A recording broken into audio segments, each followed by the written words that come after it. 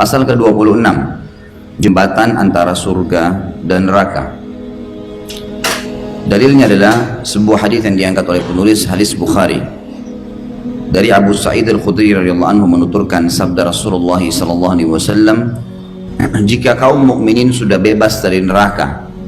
Kita sudah jelaskan pertemuan yang lalu, ada sirat, ada jembatan yang diletakkan atau dibentangkan di atas neraka yang licin, gelap, kemudian juga penuh dengan besi-besi runcing yang bisa menjatuhkan siapapun yang Allah takdirkan jatuh dari orang-orang fasik ke dalam neraka karena harus dibersihkan dosanya. Orang-orang beriman yang lolos, mereka nanti akan tiba di sebuah lapangan luas. Kalau dalam judul ditulis oleh penulis ini dikatakan jembatan. Kalau yang saya pernah dapatkan adalah sebuah lapangan, tepatnya di depan surga. Jika kaum mukminin sudah bebas dari neraka, maksudnya lewat di atas sirat, maka mereka tertahan di jembatan antara surga dan neraka. Seluruh penghuni surga akan kumpul di sana, semuanya, dari manusia yang pertama, gitu kan, dari Nabi Adam alaihissalam sampai manusia terakhir sebelum kiamat yang beriman kepada Allah, yang memang akan masuk ke dalam surga. Mereka akan dikumpulkan di situ, lalu mereka akan saling menuntut, membersihkan, lalu mereka saling menuntut hak yang pernah dizalimi yang berlangsung di antara mereka di dunia. Di sini makna yang lebih tepat adalah mereka saling membersihkan. Mereka saling membersihkan satu sama yang lain kesalahan yang pernah terjadi di antara mereka. Contoh misal, si A sama si B, dua-duanya muslim, tapi karena masih ada dosa, amal mereka ditimbang dulu. Saya sudah jelaskan pertemuan kita yang lalu, ada manusia yang lolos tanpa hisab, nggak ada timbangan amal, dan mereka pun melewati sirat sangat cepat. Ini para nabi-nabi, para syuhada, kemudian orang-orang yang sering diberikan cobaan yang berat oleh Allah di dunia, dan mereka bersabar dalam masalah itu. Juga orang-orang yang dipilih oleh Allah lewat tanpa hisab. Kemudian ada golongan yang kedua adalah orang-orang yang juga tidak ditimbang lagi amalnya, tapi orang kafir, munafik dan orang musyrik, masuk langsung ke neraka. Jadi ada yang langsung masuk ke surga, langsung melewatin sirat, menunggu di kantor tanpa ditimbang amalnya. Ada orang kafir dan orang-orang munafik, orang musyrik yang juga tanpa ditimbang amalnya langsung masuk ke neraka. Tinggal orang-orang mukmin yang bermaksiat, ini yang ditimbang amalnya. Mereka pada saat ditimbang amalnya, ada yang amal baiknya lebih berat daripada amal dosanya, amal buruknya, maka langsung juga lolos. Yang kita bahas sekarang adalah orang-orang yang masih berimbang antara dosa sama amal solehnya, dan ada orang yang amal buruknya lebih berat daripada dosanya.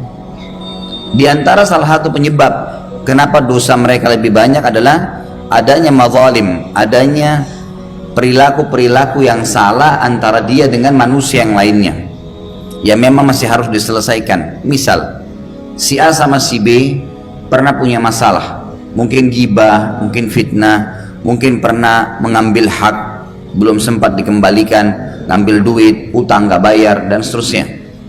Maka si A ini menuntut si B di hadapan Allah, maka Allah Azza wa Jalla akan ambil pahalanya si B, dikasih kepada si A sesuai dengan kadar dosa atau pelanggaran yang pernah dia lakukan. Si B ini misal dia punya 100.000 pahala, ternyata dari tuntutan si A ini dia diambil 5.000, setengahnya, contoh saja.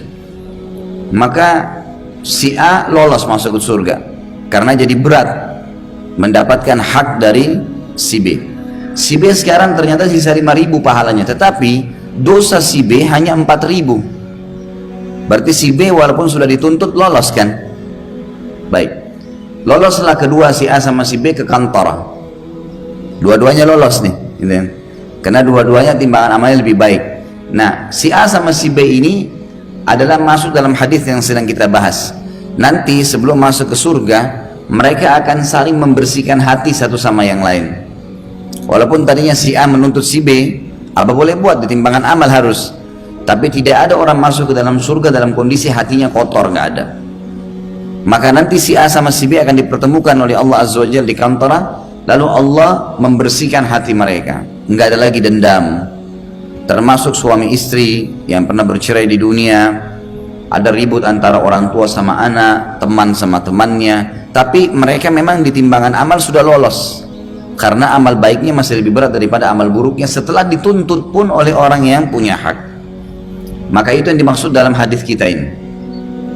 Saya ulangi kembali, karena kalau hadis ini dibaca sendiri tidak difahamin nantinya. Terjemahannya, jika kaum mukminin sudah bebas dari neraka. Kalau ini nggak dijelaskan, mungkin Bapak Ibu akan faham ada orang-orang beriman yang masuk ke neraka.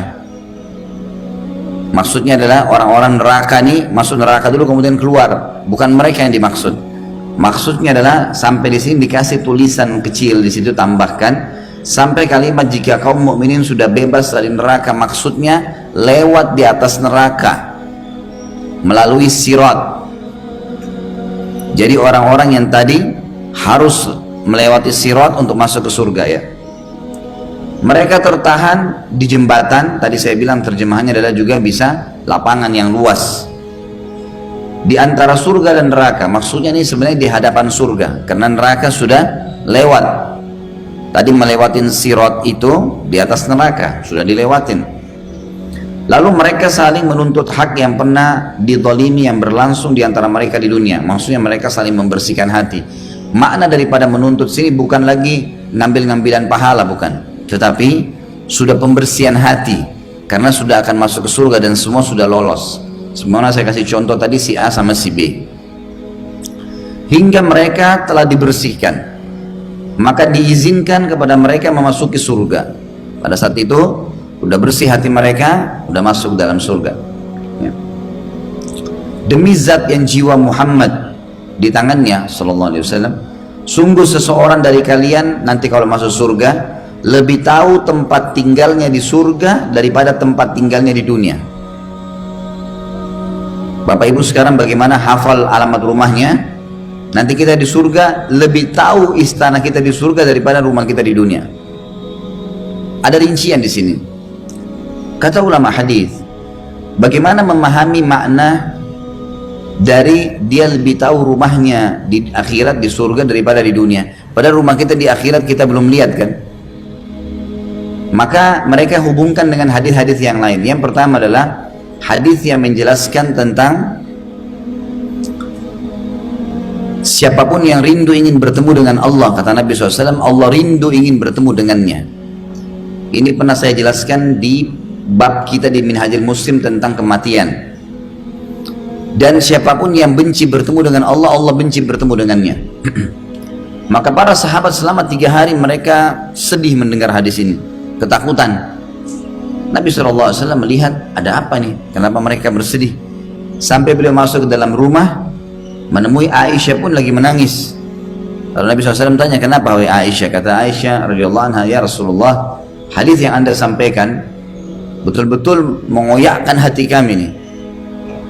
Siapa yang rindu bertemu dengan Allah, Allah rindu bertemu dengannya. Ini bukan rindunya manusia, rindunya Allah kepada kita. Ini satu hal yang luar biasa bobotnya. Dan bagaimana caranya rindu ketemu sama Allah nih? Apakah cukup dengan amal saleh? Kita tahu kalau kita rindu ingin bertemu dengan orang kan, kita luar biasa ya, mengejar, mengatur jadwal, pakai pakaian yang bagus. Apa kita sudah kerjain belum itu? Seperti itulah maknanya. Dan siapa yang benci bertemu dengan Allah, Allah benci bertemu dengannya. Aisyah bertanya, ya Rasulullah, makna benci di sini, apakah kalau kami takut bertemu dengan takut dengan mati, yang mati itu merupakan satu-satunya cara untuk ketemu sama Allah? Nggak bisa orang ketemu Allah, nggak bisa menuju akhirat kecuali mati kan? Apakah kalau seseorang di antara kami takut mati, berarti dia benci bertemu dengan Allah? Kalau ada orang ditanya, kamu mau mati? Enggak, saya nggak mau mati. Berarti dia benci, nggak mau ketemu Allah. Kata Nabi SAW, bukan begitu wahai Aisyah. Tapi kalau orang mukmin akan meninggal dunia, ini prosesi sebelum pencabutan ruh. Allahu alam waktunya berapa lama, bagaimana prosesnya, hadisnya penyampaian begitu. Kita imani apa adanya. Kalau seandainya seseorang mukmin akan meninggal dunia, akan datang kepadanya malaikat-malaikat. Jadi banyak malaikat yang membawakan berita gembira kepadanya. Ini loh sholatmu, ini loh puasamu, ini loh zakatmu, ini loh hajimu, ini baca Quranmu, ini bakti sama orang tua. Diperlihatkan semua amal soleh yang dia sudah lakukan. Ini begini bentuknya, begini kadar balasannya.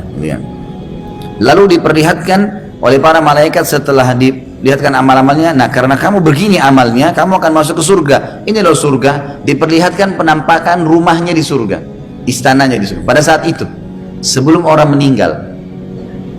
Jadi dia jadi tahu, oh istananya begini warnanya, oh begini luasnya, oh ini pintu gerbangnya. Dia jadi tahu. Karena pada saat itu diperlihatkan. Maka karena dia lihat semua itu dan dia suka, maka dia pun rindu ingin bertemu dengan Allah. Maksudnya ingin mati segera supaya mendapatkan apa yang dijanjikan tadi. Sebaliknya, orang kafir atau fasik diperlihatkan, akan datang malaikat kepadanya dan diperlihatkan semua dosa-dosanya. Ini zina kamu, ini dusta kamu, ini A, B, C, D, dilihatkan semua. Karena kau lakukan ini, kau akan masukkan neraka. Diperlihatkan neraka. Ini loh neraka. Dia lihat semuanya, siksa tempatnya, nanti dia di bagaimana siksaannya, jenis-jenisnya, alat-alat yang digunakan, segala macam yang menakutkan. Maka dia pun takut, dia benci bertemu dengan Allah. Maka Allah pun benci bertemu dengannya. Makna daripada hadis ini kata ulama adalah dihubungkan dengan bahasan kita. Pada saat itu seseorang mukmin diperlihatkan surganya. Dan ini sebab faktor utama kenapa dia pada saat masuk surga udah langsung tahu. Penyebab yang kedua, faktor yang kedua adalah sambutan para malaikat. Ada hadis nanti kita akan pelajari dalam masalah surga. Kata Nabi SAW, demi Allah, seseorang di antara kalian, atau demi zat yang jiwa Muhammad dalam genggamannya, seseorang di antara kalian akan memiliki 10.000 pelayan di istananya. 10.000 pelayan ini dari bidadari, bidadara, malaikat, semuanya berkumpul dan dia tahu, dia lihat. Nah, 10.000 orang